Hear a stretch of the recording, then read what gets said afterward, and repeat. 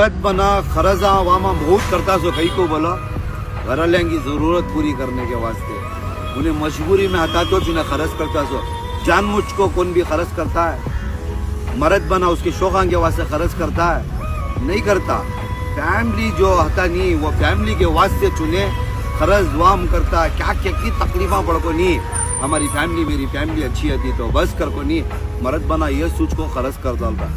खर्च कर डालने के बाद उन्हें इन्हीं तन्हाई में बहुत टुड़िया था उन्हें उसका हाथ पकड़ने वाले कौन भी नहीं रहते। खुद के बच्चे नहीं पकड़ते खुद के बच्चे नहीं पकड़ते खुद के घर वाले नहीं पकड़ते।